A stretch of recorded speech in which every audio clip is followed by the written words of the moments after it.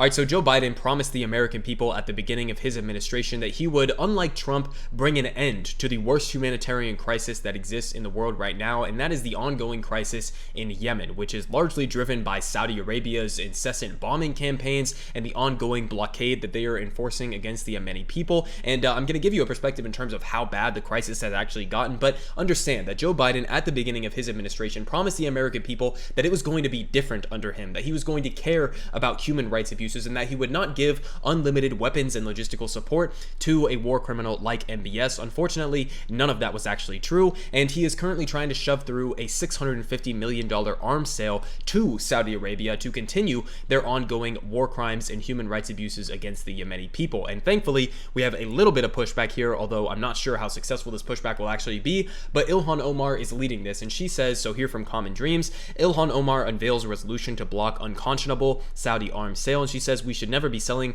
human rights abusers weapons, but we certainly should not be doing so in the midst of a humanitarian crisis that they are responsible for. So Representative Ilhan Omar unveiled a resolution on Friday aimed at blocking a Biden administration approved sale of $650 million worth of missiles and other military equipment to the Saudi government, which has been bombing Yemen, often with U.S. weaponry, since 2015. And Omar, a member of the House Foreign Affairs Committee, said in a statement, quote, "It is simply unconscionable to sell weapons to Saudi Arabia while they continue to slaughter innocent people and starve millions in Yemen, kill and torture dissidents, and support modern-day slavery." And she continues here saying that we should never be selling human rights abusers, again, weapons, but we certainly should not be doing so in the midst of an ongoing humanitarian crisis that they are largely responsible, added Omar. And Congress has the authority to stop these sales, and we must exercise that power. And just to give you a perspective in terms of where Joe Biden was, again, at the beginning of his administration, he said, this is what he said. He said, Biden announces end of U.S. support to Saudi war in Yemen. He said he was going to turn them into a pariah. He said he was not going to be supplying them with military and logistical support to continue this war in Yemen, which is producing, just to give you a perspective in terms of how bad the on-the-ground humanitarian crisis actually is. So we have here from the UN. So the UN Children's Agency chief also provided reporters with bleak figures concerning the children of Yemen, from malnutrition to education and sanitation, saying, quote, "Let me share some more numbers. 4 out of every 5 children need humanitarian assistance. That is more than 11 million children. 400,000 children will suffer from severe acute malnutrition. 400,000 children are at risk right now of starving to death because of this ongoing blockade and war in Yemen, led by Saudi Arabia and supplied and funneled with U.S. weaponry and logistical support." Okay, this is what Joe Biden is at least implicitly accepting as an acceptable result for his support to Saudi Arabia. So this is why it's such an important issue. This is how it is the worst humanitarian crisis on the planet. We are not talking about small numbers here. We're talking about hundreds of thousands of innocent children being affected by this in the most dramatic way you could possibly imagine. But just to give you more of the perspective in terms of what Omar is trying to do. So according to Omar's office, the Biden administration's latest sale would give Saudi Arabia, quote, 280 advanced medium-range air-to-air missiles, along with 596 missile launchers, support equipment, spare parts, U.S. government and contractor engineering, and technical support. And the Defense Security Cooperation Agency said in a statement that the principal contractor will be Raytheon, and that's important, okay? The principal contractor in this deal that is being shoved through by the Biden administration is Raytheon, a massive weapons manufacturer. And Raed Jarrar, advocacy director for democracy for the Arab World Now, an organization founded by murdered Saudi dissident Jamal Khashoggi, warned in a statement Friday that, quote, "These air-to-air missiles could be used in offensive operations." Okay, remember, Joe Biden famously said he's not going to be giving them offensive military support. This just shows you that no matter what they call offensive, okay, it doesn't really matter. Whatever weapons we give them, they are going to be able to use for offensive activities. And he is pointing this out there, saying that these air-to-air missiles could be used in offensive operations, or they could be used to enforce the Saudi blockade, which humanitarian aid groups have identified as one of the reasons behind the prices of medicine being out of reach for millions of Yemenis. And again, Raytheon, very important to notice that Raytheon is the company that is supplying a lot of the contractor support for Saudi Arabia in this ongoing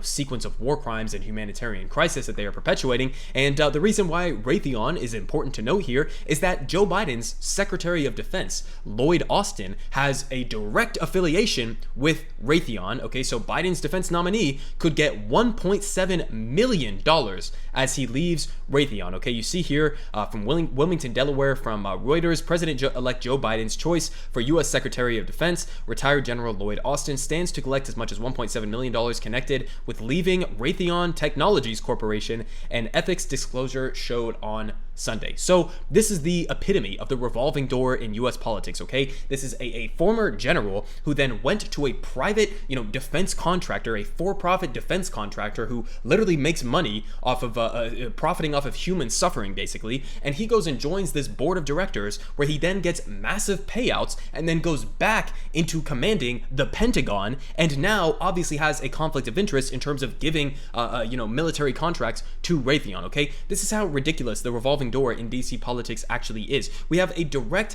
interlocking here of commanders and people who are supposed to be civilians in charge of the Pentagon, and not only was he not a civilian who is now going to be leading the Pentagon, but not only that, but he has a direct affiliation, a direct conflict of interest with private companies who profit from arms sales, okay? I don't know how more at surface level you can describe the corruption within the United States military industrial complex. This is it, okay? This is it. It is Raytheon Technology making hundreds of millions of dollars or tens of millions of dollars off of warfare, as one of their former board members is now sitting as the Secretary of Defense, the head of the Pentagon. It's just completely fucking ridiculous, all right? At surface level, it doesn't take much digging, okay? This is a corruption that exists within the military industrial complex and the United States. And again, this is not even the first weapon sale that Joe Biden has pushed through. Anti-war voices blast Biden over absurd $500 million Saudi military contract. Quote, this breaks the Biden administration's promise to end U.S. support for the tragic war in Yemen. And again, now we have this $650 million arms sale. And of course, it is approved by a bipartisan,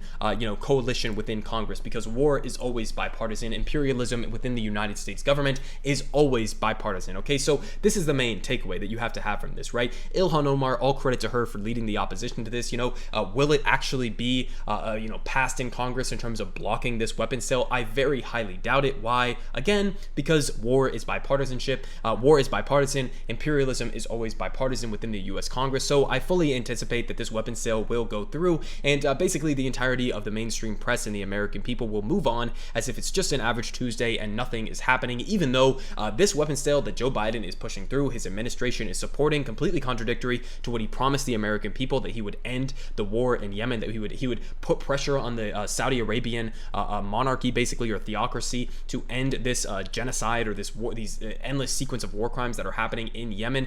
Instead of actually sticking to his promise that he made to the American people, he is doing what every former president throughout American history has done, and supported all of our allies in their imperialist ventures full-throatedly, okay? So even though Joe Biden pretends like he cares about the humanitarian issues, he is under the table shipping hundreds of millions of dollars worth of equipment and logistical support to Saudi Arabia as they are continuing to manufacture the single worst humanitarian crisis that exists on the planet.